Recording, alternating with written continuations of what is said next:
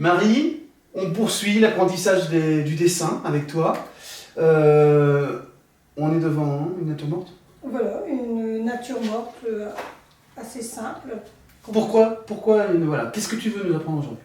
Alors aujourd'hui, on va voir comment dessiner une nature morte en évitant au maximum la perspective. D'accord. C'est-à-dire qu'on va faire quelque chose d'assez frontal. Ok, d'accord. Voilà. Pas de ligne de fuite. Il y en aura peut-être un tout petit peu parce que j'ai quand même une nappe à rigueur, je n'ai pas pu m'en empêcher. D'accord, oui.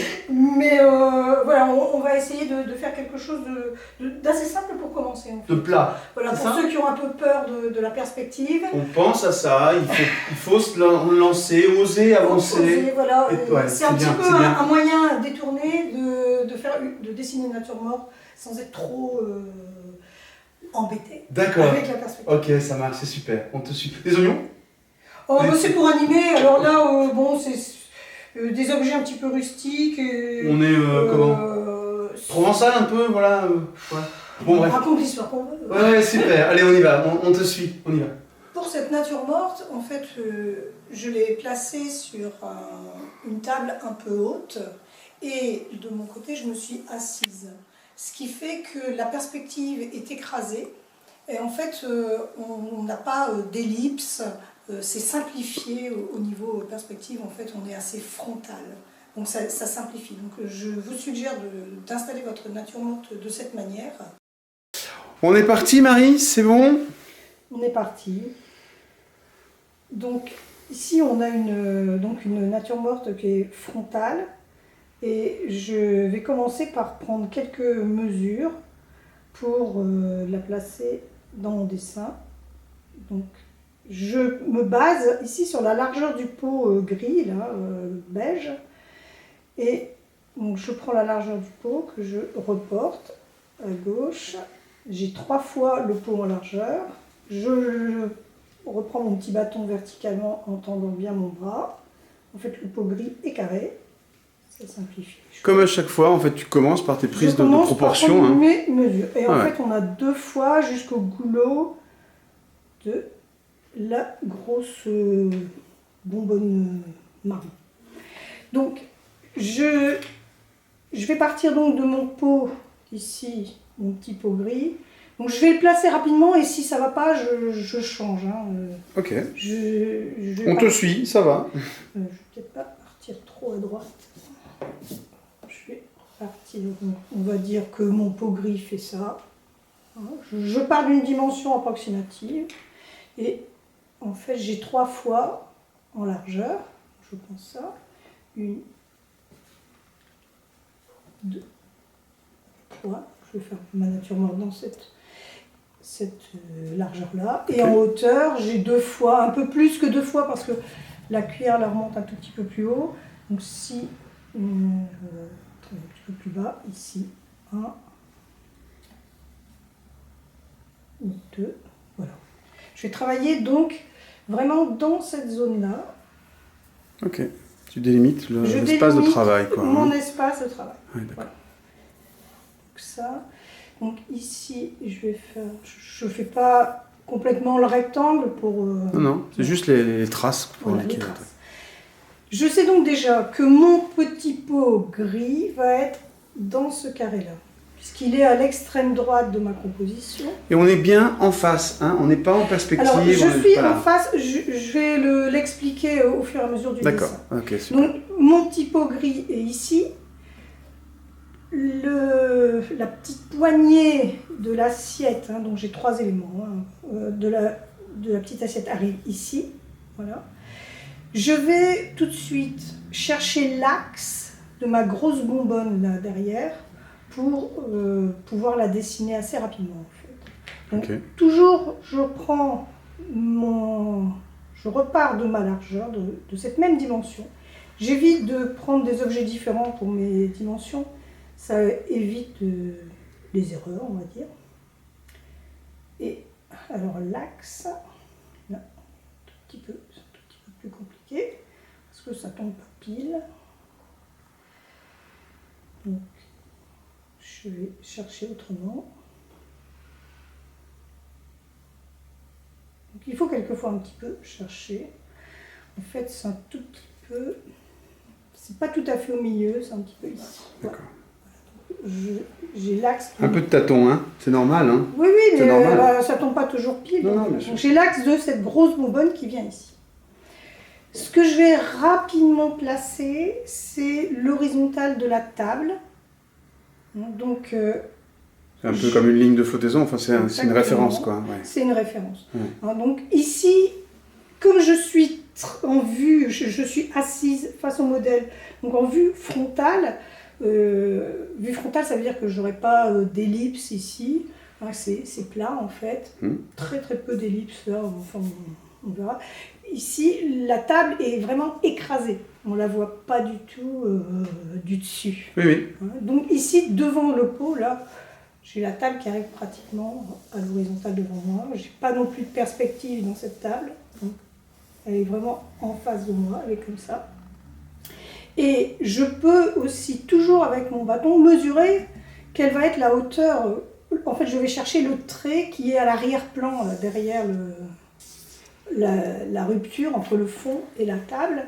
Donc, je reprends ma largeur. Je vais me baser sur le bord de la table, en fait, en bas, et je vois que je suis à une petite moitié de mon pot. Petite moitié, donc je reprends ça, je me base ici, une petite moitié, on va dire que ma table arrive à peu près ici. Vous voyez qu'elle est...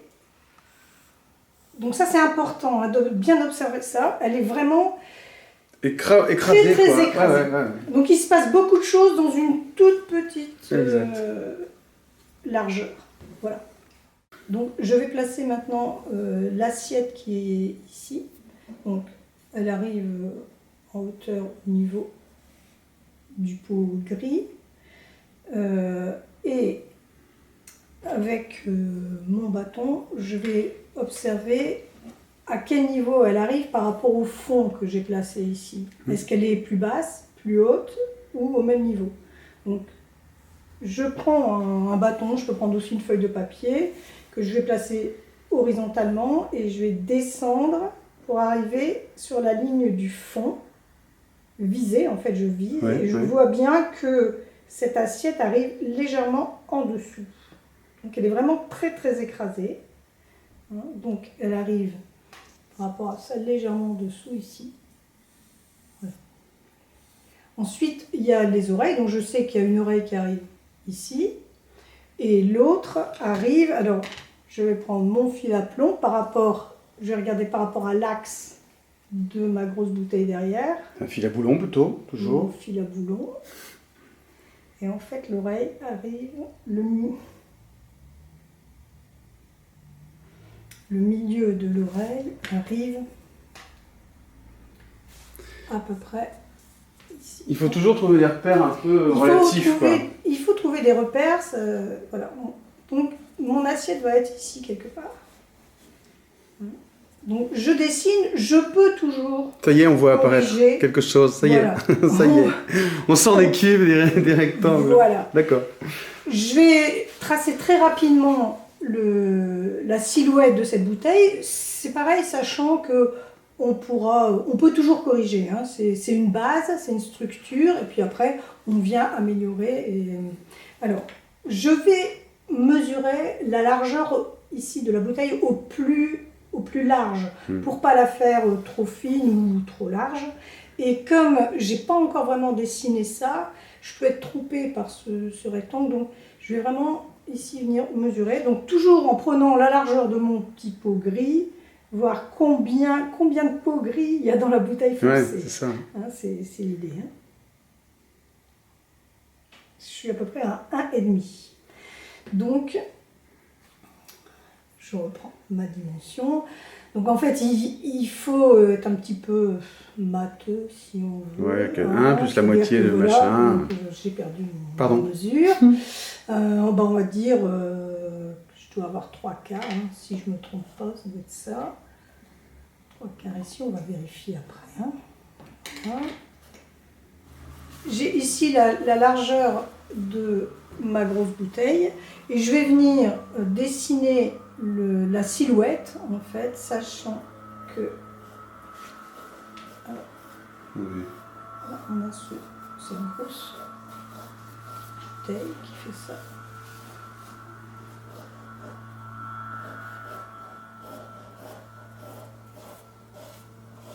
En essayant d'être donc symétrique bien sûr.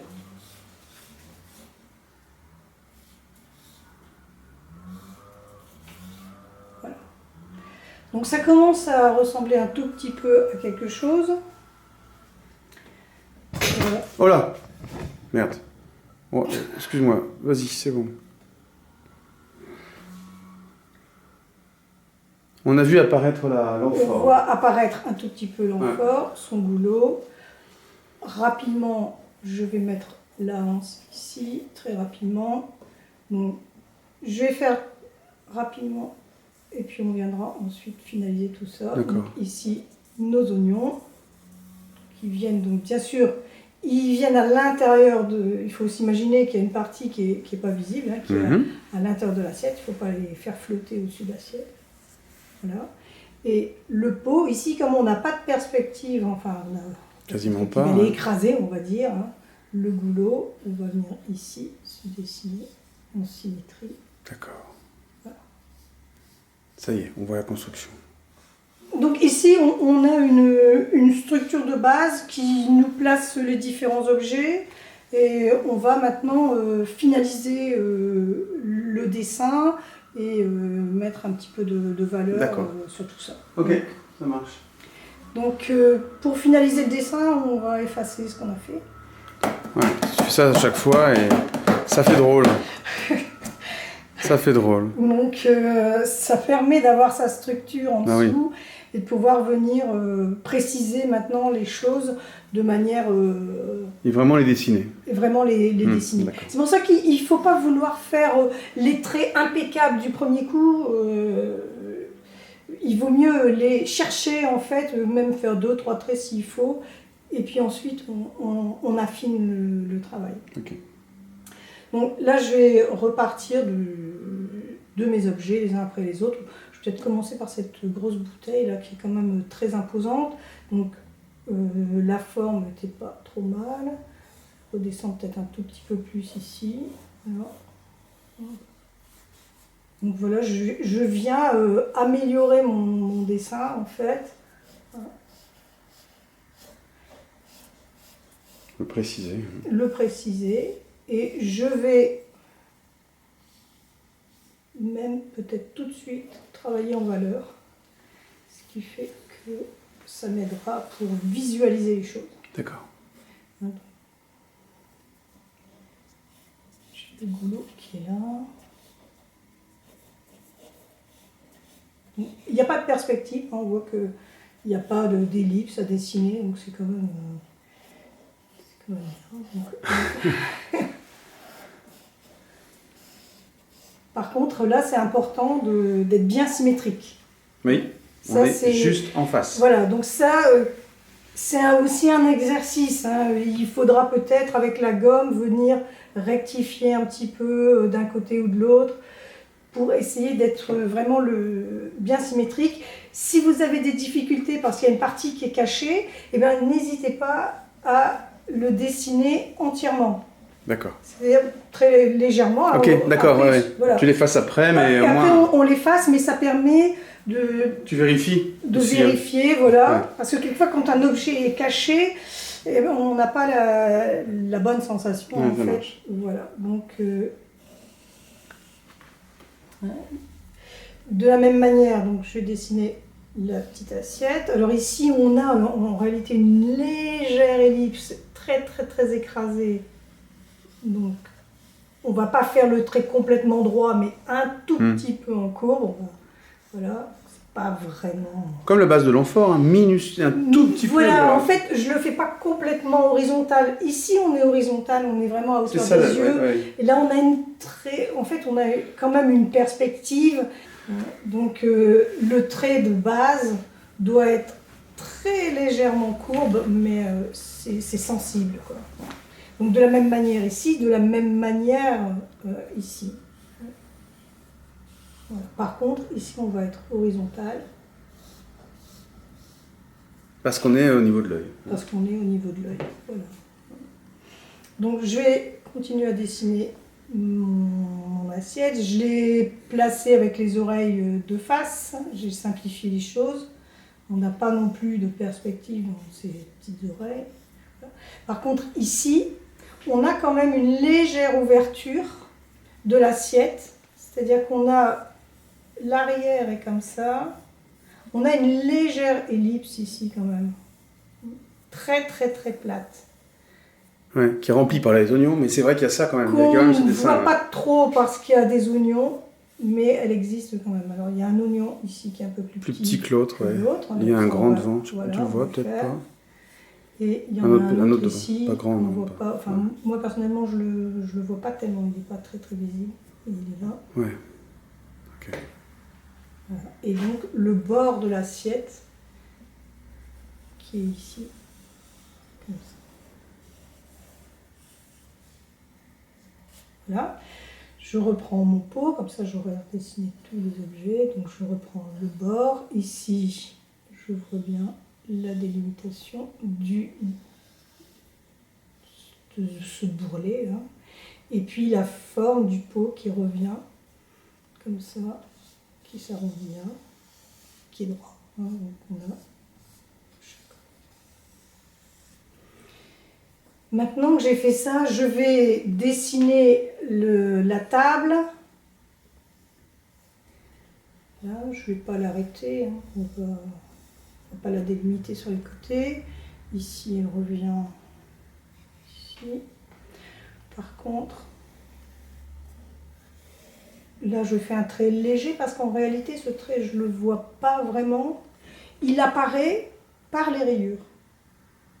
Et là, pour dessiner ces rayures qui sont en perspective, je vais m'aider des objets qui sont là. Par exemple, ici, il y a une grosse bande bleue foncée, on va partir de celle-là, par exemple. Ouais. Eh bien, je vais regarder de où elle part et où elle arrive. C'est-à-dire qu'elle part du bas du pot ici, puis elle arrive là, donc hop, je vais la tracer. L'autre qui est de l'autre côté du pot ici, où elle part, où elle arrive. Donc la partie qui est vers le pot, elle part de là, elle arrive ici, et l'autre, elle est là. Voilà. Ce qui fait que je dessine en perspective en observant où ça se croise là, et à peu près où ça arrive ici. Et donc là, je vois bien que mes lignes sont en perspective, et à un moment donné, elles vont être presque verticales. Hein. Par exemple, la bande bleue qui est là, ici, elle croise là, et elle croise là, elle est presque verticale. Donc on voit bien la perspective là, qui se développe. Ah ouais, tout à fait. Ouais. D'accord ? Donc, entre ces lignes, bon, je peux après mettre toutes mes rayures, en fait, si je veux.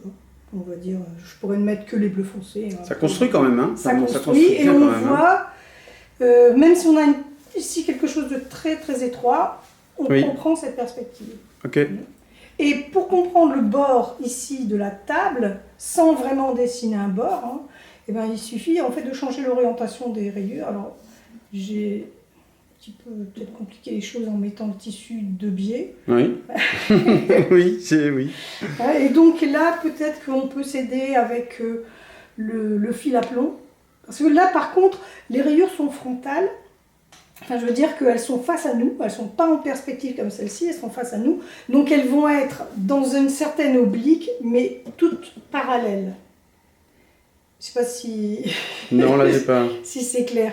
C'est-à-dire que la partie qui est horizontale... Elle fuit, elle. Elle est en perspective, elle fuit d'accord, ici quelque part. Hein, ce qui n'est pas le cas, elle fuit à hauteur des yeux, en fait, quelque part. Par contre, celle-ci... Elles sont frontales par rapport à nous. Oui, ça marche. Donc, elles sont droites, elles sont parallèles. Voilà, donc elles sont en biais, mais elles vont être parallèles. Oh. Voilà. Et donc, je peux ici tracer mes lignes. Et c'est esquissé, hein, parallèle, là, voilà. Une parallèle. Ok. Et Ensuite, entre ces rayures, je peux venir mettre, Ça va. d'autres pour Ok. construire ça. Très bien. On verra jusqu'où on va dans le fond. Maintenant, je vais commencer à placer mes valeurs. Oui. En plaçant mes valeurs, je vais améliorer mon dessin. Je continue à développer mon dessin. Je vais dessiner l'anse ici. Donc, je commence par mettre les valeurs les plus fortes et monter les valeurs tout doucement. Hein, donc, ce qui est le plus évident ici, bien sûr, c'est ce gros pot foncé. On ne se pose pas de questions. Alors, il y a des lumières, on viendra les refaire après avec... Ouais, c'est une tache foncée sur l'ensemble. C'est une tache foncée sur l'ensemble. Donc, je commence par tout griser. En fait, il faut poser les valeurs les plus fortes.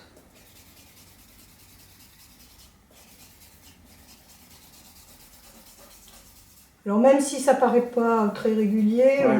C'est ça, poser les valeurs pour toi. Hein. On met les zones de foncé, clair, etc. Oui, en fait, c'est un peu... il faut y aller progressivement, il ne faut pas vouloir tout faire d'un coup. Donc, je pose les valeurs, c'est-à-dire que oui, je mets les valeurs les plus fortes. Alors tout de suite, je peux observer les parties dans mon pot qui sont les plus foncées et puis tout de suite les accentuer un peu sans aller beaucoup plus loin pour l'instant.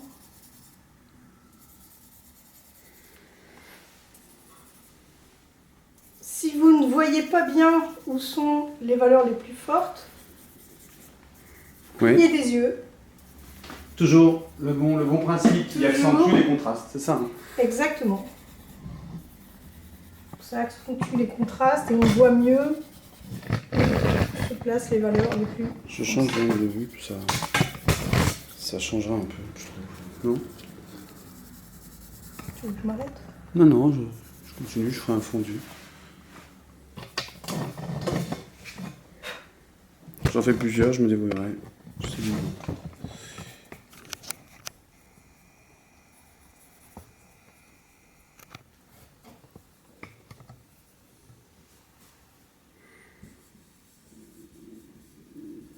Alors j'efface un petit peu. Ouais, Très, vas-y. dont j'ai pas besoin.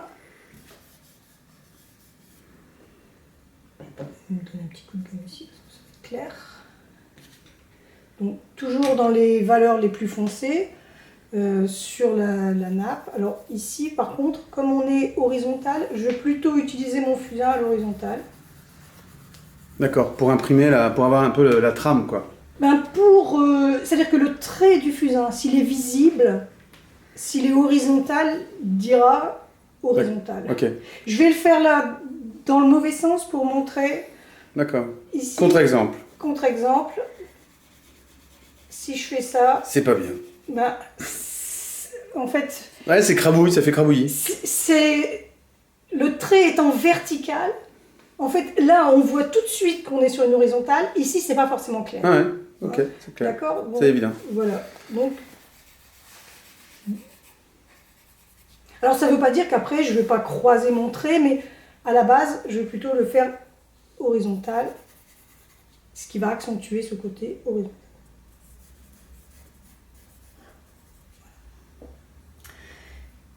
Je vais placer les ombres dans ces éléments qui sont plus clairs. Oui. Hein, donc celui-ci, on a la lumière qui vient de droite. Donc on a ici toute une zone d'ombre sur la gauche. Donc je vais commencer par faire vraiment quelque chose de large.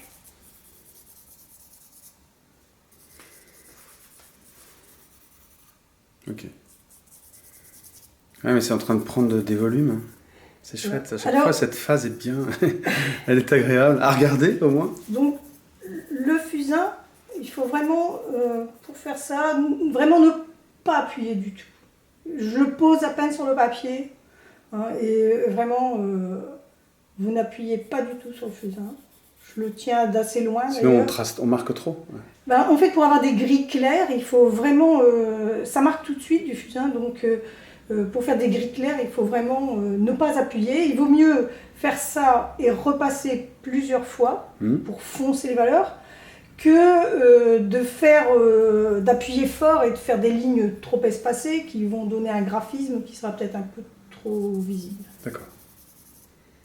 Voilà. Donc je place les valeurs en partant donc des valeurs les plus foncées vers les plus claires et en essayant de les étalonner. Donc quand on a un doute sur des valeurs, surtout, on cligne des yeux. Donc, je vais continuer à placer mes valeurs mais vraiment de façon assez simple.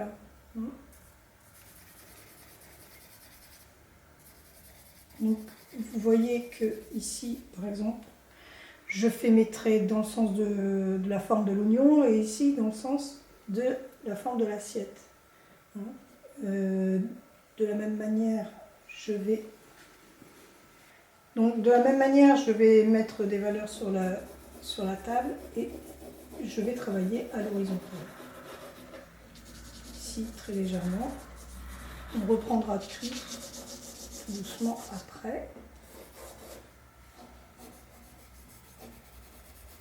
Alors ici, je vais travailler à l'horizontale et sur le fond, pour placer l'ombre qu'il y a derrière la grosse potiche, là, je vais travailler à la verticale. Donc vous voyez que je tiens mon fusain tout au bout, ce qui fait que je n'appuie pas du tout dessus et en fait, je pose très peu de matière sur mon papier. Alors, des ombres comme ça, on peut les estomper légèrement si elles ne sont pas...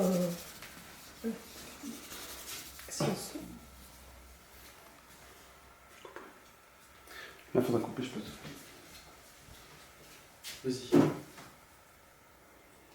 Je continue à placer mes valeurs. En même temps, je peux dessiner un peu, rajouter un peu de dessin. Voilà. Je repasse.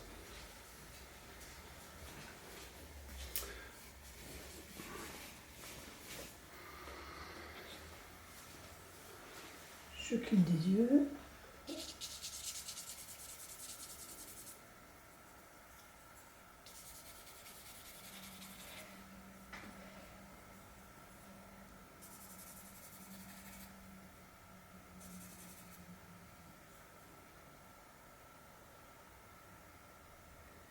Donc, maintenant, je vais monter toutes mes valeurs en commençant par ce pot. Je vais essayer de donner le volume, le relief et la lumière. Donc ici, je vais peut-être prendre un fusain un peu plus gros, un peu plus noir. Et puis j'y vais là directement. Donc vraiment aux endroits où on est noir, très foncé. Et bon, on y va. Ça c'est un peu gros. Voilà, je vais faire ressortir vraiment les valeurs. Donc pour donner du relief aux objets, ça se passe uniquement par les contrastes. Donc plus on aura de contraste entre des clairs et des foncés, plus l'objet aura en volume. de volume. Alors, Ok. Bien sûr, si l'objet est blanc, on ne va pas le mettre forcément noir, mais sur un pot comme ça, on a quand même des zones assez foncées et des zones très claires. Donc ici, ce pot est foncé. On va donner du contraste entre les parties très sombres et les éclats de lumière qu'il y a ici. Donc, c'est ce qui va lui donner du relief.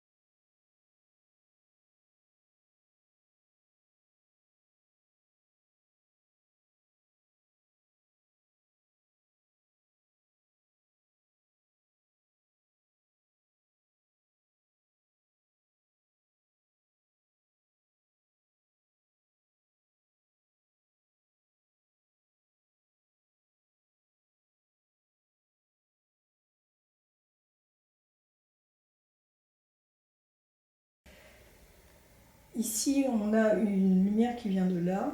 Donc on a sur la gauche, légère, hein, qui est assez claire. On a une ombre ici en dessous.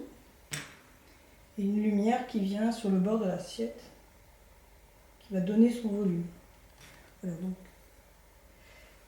Ici, on a une zone un tout petit peu plus foncée qui est en fait le reflet de cette rayure bleue là, qui remonte sur l'assiette. C'est subtil, mais en fait, ce qui est très important dans le dessin d'observation, c'est le mot observation. Et à force de regarder un sujet, il y a plein de petites choses qui nous apparaissent, qui ne sont pas évidentes au premier regard. Mais en fait, il faut beaucoup regarder. Il faut que le temps d'observation soit assez important par rapport au temps de dessin. Et quelquefois, quand on ne sait pas comment faire les choses, la réponse est généralement dans le modèle. Mais il faut vraiment l'appréhender et l'observer. Ici, il y a une zone un petit peu plus foncée. Et là, je vais venir redessiner la base de l'assiette, qui est dans l'ombre en fait. Donc aussi une chose très importante, c'est de ne pas, dans un dessin comme ça, de ne pas faire des contours réguliers et linéaires. Il faut vraiment faire les contours là où on les voit sur le modèle. Par exemple ici, il se dessine. Ici, ça disparaît. Donc on ne le fait pas. Et en fait, on n'est pas obligé de tout dire dans un dessin. L'œil remet les choses en place.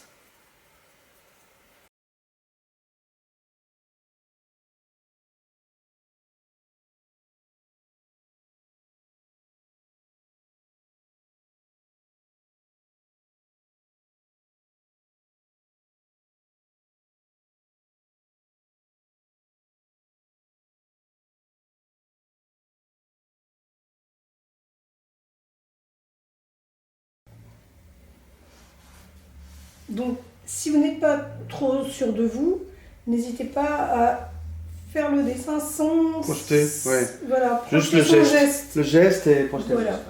Préparer son geste, et puis on le fait sans appuyer.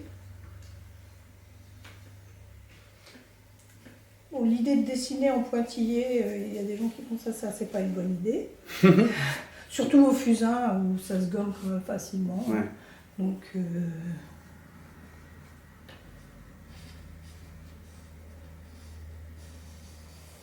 voilà. Et tout de suite, dans le trait, ici, j'ai un côté qui vient dans la lumière, un côté qui vient dans l'ombre. Donc le côté qui est dans l'ombre, je vais le marquer plus fort. Ok.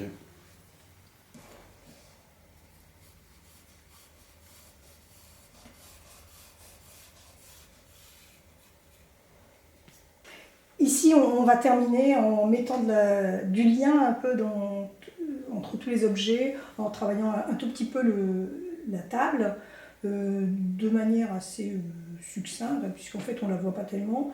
Et puis pour donner vraiment faire un ensemble. D'accord, ok. Donc en clignant des yeux, on voit quand même que toute cette zone-là est quand même assez foncée. Donc je vais la foncer, ça donnera un peu de lien entre tout. Et puis je vais tracer rapidement les...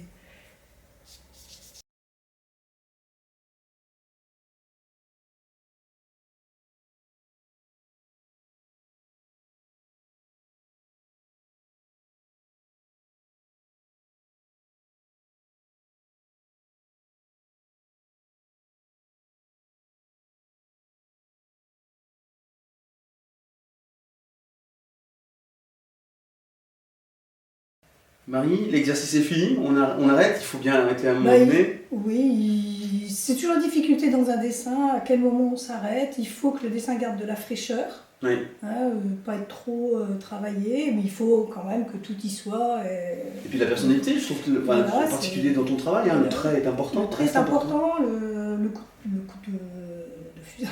Ouais, c'est vrai. Voilà, Ok, super Marie. Vous retrouvez bien sûr en téléchargement le modèle d'origine, ta première esquisse, les photos précises du modèle, à hauteur de regard, hein, pour qu'on à hauteur de regard. Voilà, c'est important, vous avez retenu la leçon. Et puis le résultat final. Voilà, à vous maintenant, à vous de bosser.